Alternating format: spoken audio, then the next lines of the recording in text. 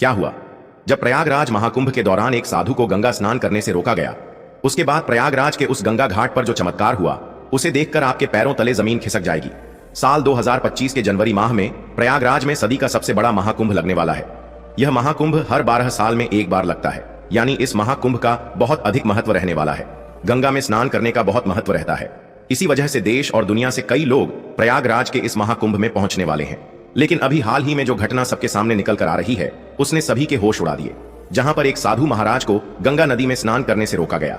कोई भी महाकुंभ साधुओं के बिना अधूरा है, क्योंकि यह साधु संतों के आगमन और स्नान से ही संपूर्ण माना जाता है। देव भर से साधु महाकुंभ शुरू होने के कई दिनों पहले ही प्रयागराज पहुंच जाते हैं। इस घटना की शुरुआत होती है मध्य प्रदेश के महेश्वर में रहने वाले राधानंद जी महाराज से। राधानंद जी महाराज रोजाना सुबह 4 बजे उठकर ठंडे पानी से स्नान किया करते थे और भिक्षा प्राप्त करने के लिए निकल जाते थे। उन्होंने अपने जीवन काल में सांसारिक सुख का त्याग करके कई तपस्याएं की और कई सिद्धियां हासिल की। वे महेश्वर के घाट पर ही निवास करते थे। जब उन्हें प्रयागराज महाकुंभ लगने की खबर मिली तो वे महाकुंभ में जाने के लिए बहुत उत्साहित थे। वे तकरीबन 1 माह पूर्व महाकुंभ में पहुंचना चाहते थे, क्योंकि वे वहीं पर 2 से 3 महीने बिताना चाहते थे। उनका ऐसा कहना था कि महाकुंभ वह पवित्र समय होता है जहां पर देवी देवता स्वयं उस स्थान पर मौजूद होते हैं। वहां पर तप करना, साधना करना, भगवान का ध्यान कर बहुत ज्यादा फलदायी होता है। अगले दिन सुबह राधानंद जी महाराज जब प्रयागराज पहुंचे तो सुबह के 6:30 बज रहे थे। सुबह 4 बजे उनका स्नान करने का दैनिक नियम था। उन्होंने सोचा, क्यों ना आज गंगा नदी का पवित्र स्नान किया जाए, और वे प्रयागराज के गंगा घाट पर पहुंच गए। उस स्थान पर गंगा नदी की सफाई का कार्य चल रहा था। राधानंद जी महाराज को यह देखकर बहुत खुशी हुई। जब उन्होंने अपने कपड़े उतारे और गंगा नदी में स्नान करने के लिए आगे बढ़े तो वहां पर खड़े कुछ नगर निगम के अधिकारियों ने उन्हें रोक दिया। उनका कहना था कि आप अभी स्नान नहीं कर सकते, क्योंकि इस समय साफ सफाई का कार्य चल रहा है। प्रयागराज में रोजाना रात्रि के समय गंगा नदी की साफ सफाई का कार्य किया जाता है, ताकि दिन और शाम के समय यात्रियों को इस कारण कोई मुश्किलें ना हो। राधानंद जी महाराज काफी धैर्यवान थे। उन्होंने सफाई अधिकारियों को समझाया कि बात बहुत अच्छी है, लेकिन नित्य मेरा 4 बजे नहाने का नियम है, और आज अगर मैं प्रयागराज पहुंचा हूं तो मैं गंगा नदी में ही स्नान करूंगा, और मेरे एक अकेले के नहाने से ना तो तुम्हारी व्यवस्था बिगड़ेगी और ना ही मुझे कोई समस्या होगी। लेकिन वह अधिकारी अचानक से गुस्सा हो गया और उन साधु महाराज से कहने लगा कि आपको इसी समय क्यों नहाना है? अभी पूरा दिन पड़ा हुआ है। क्या यहां पर तुम्हें कोई इंसान नहाता हुआ दिख रहा है? क्या तुम्हारे अंदर इतनी शक्ति है कि तुम सुबह 4 बजे इतने ठंडे पानी से स्नान कर लोगे? व्यर्थ की बातें बनाना छोड़ दो और यहां से चले जाओ। अभी तक तो राधानंद जी महाराज बहुत विनम्र थे, काफी धैर्यवान थे, लेकिन उस अधिकारी के अपशब्दों को सुनकर के अचानक उन्हें बहुत बुरा लगा। उनका ऐसा मानना था कि गंगा नदी पर किसी का अधिकार नहीं है। यह तो साक्षात भगवान शंकर की जटाओं से निकलती है, जिसके अंदर सभी को अपने पाप धोने का अधिकार है, और उसके लिए कोई निश्चित समय नहीं हो सकता। लेकिन उस समय राधानंद जी महाराज ने उस अधिकारी को कुछ नहीं कहा और सामने घाट पर ध्यान अवस्था में बैठ गए। सबको लग रहा था कि वे साधु महाराज मान गए हैं और पीछे हट गए हैं। अब जब पुनः गंगा नदी के अंदर साफ सफाई की मशीनों को शुरू किया गया तो अचानक से एक बहुत बड़ी घटना घट गई। वे सभी मशीनें शुरू होने का नाम ही नहीं ले रही थीं। ऐसा लग रहा था मानो वह जाम हो गई हो या उनके अंदर बहुत सारा कचरा फंस गया हो।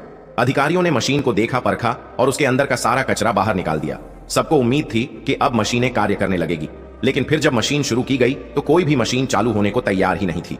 सभी अधिकारी बहुत हैरान थे, किसी की भी समझ नहीं आ रहा था। लेकिन जब मशीन चालू नहीं हुई तो कई मैकेनिकल इंजीनियरों की टीम को मशीन देखने के लिए बुलाया गया।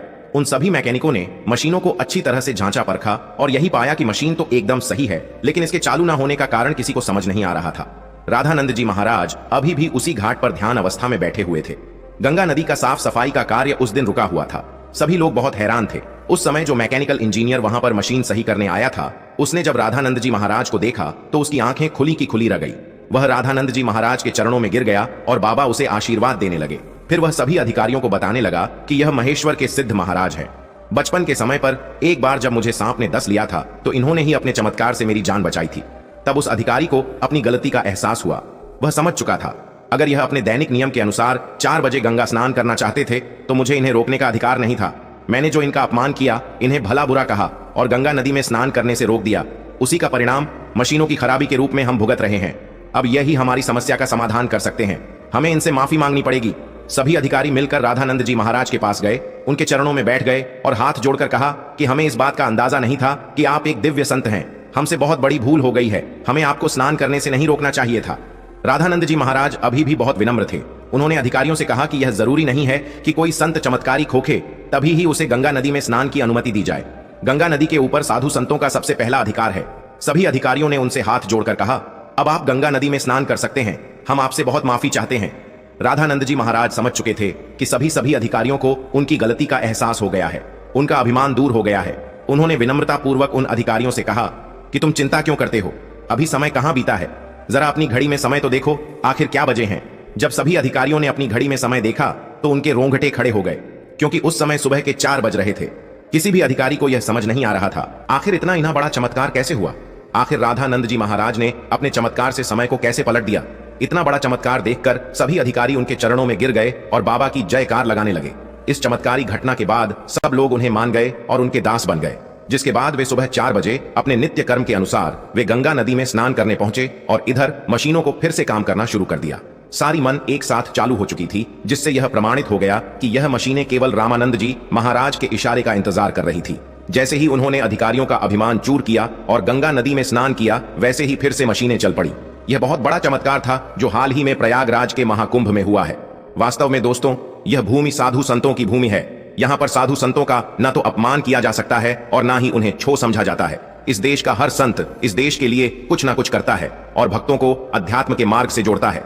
हमें कभी भी उनका अपमान नहीं करना चाहिए और ना ही उन्हें छोटा समझना चाहिए। इस पूरी घटना को लेकर आपके क्या विचार है, हमें नीचे कमेंट बॉक्स में जरूर बताइएगा। अगर वीडियो आपको पसंद आई हो तो लाइक जरूर करें, साथ ही चैनल को सब्सक्राइब करके बेल आइकॉन को प्रेस कर लें।